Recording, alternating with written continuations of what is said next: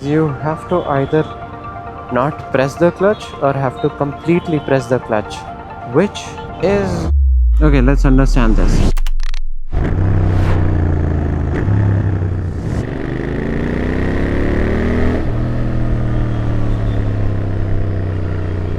First, let's get something straight. Clutch plates or the friction plates are consumable. It's not that they are food, it's just like your brake pads. Ja bhai. Clutch plates are something which get worn down over time. Every time I go to this road, this is just space technology all over again. This big of a pothole right in middle of a road. Again. These are deeper potholes. So I've been seeing a lot of content about clutch.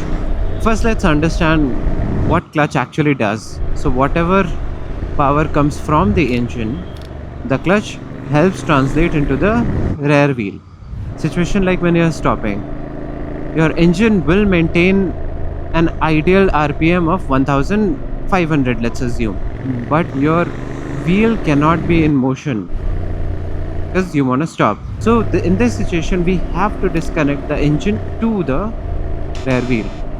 This is the job done by clutch. And when you are changing gears, then you definitely want the engine to be disconnected with the rear wheel because it's continuously moving. So you will not get a brake to shift into different gear. So what clutch does when you are changing gear momentarily disconnects the engine from the rear wheel so that you can shift gears smoothly. So basically the components in the clutch system is a clutch basket which is connected to the input shaft, actuator plate and a lot of friction plates which are stacked together to create friction. So through friction is how they hold each other together, and that is how the power is translated from the from the input shaft to the output shaft. Let's assume when I have not pressed the clutch, it's engaged, and now when I press the clutch, it's disengaged. So let's consider engaging the clutch as 1, and when the clutch is not engaged, then it's 0.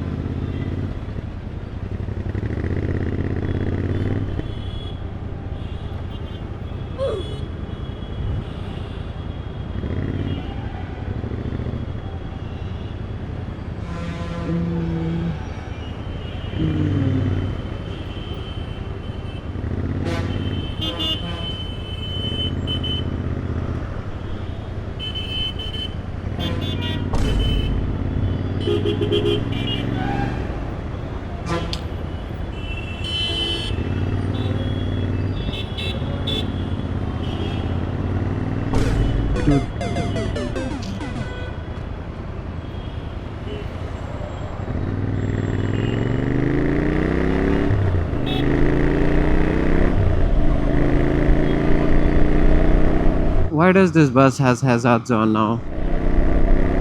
And he's in the middle lane.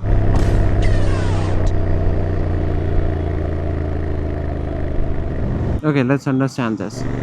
So when my clutch lever is in position 1, then the entire clutch plate assembly, by the use of actuator plate and springs attached to it, it pushes all the friction plates together, which creates enough friction to connect the engine and wheel together. And when the lever is in the 0 position, which is this, then the clutch plates are separated to cool these all friction plates.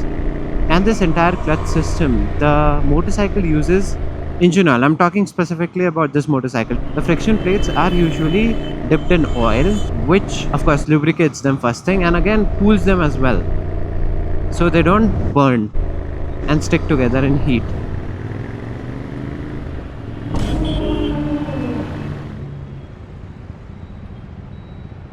A perfectly normal way to park, stop.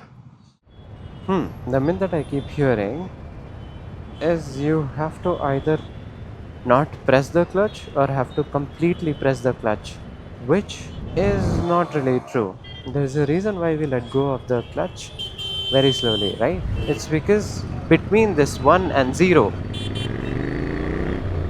there are gradients. The road is pretty bad here. As I was saying, between 1 and 0, there is something very interesting known as the friction zone. Now, understanding the friction zone is what most of the beginners struggle with. So, what is a friction zone? Is basically when you start observing that the power that the engine is producing is getting translated into the rear wheel.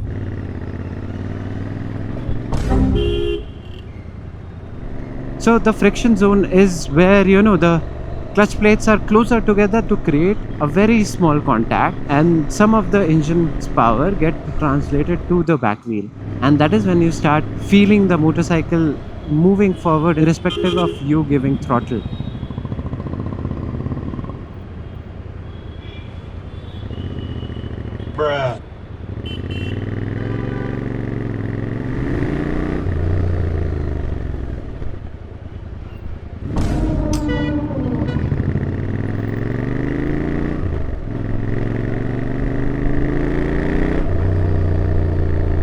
So the clutch is very simple. It's just overcomplicated by some people online. Yes, finding the friction zone was something everybody struggles with. You will stall in your few attempts, but yes, once you understand where the friction zone is, you can use it for rev matching. You can use it to basically have fun. There are multiple systems of clutch as well. Like there is this wire,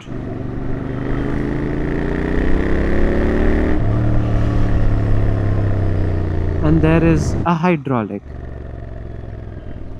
There are merits and demerits of both. The maintenance is extremely cheap on the wired ones, while on the hydraulic the maintenance gets a little higher. The benefit of hydraulics is that they are self-adjusting according to the wear and tear of the clutch plates, so you don't have to adjust it all the time. What hydraulic clutches don't have is the mechanical feel that only a wired system can provide you. And that's all that I mostly had for today. See you guys in the next one.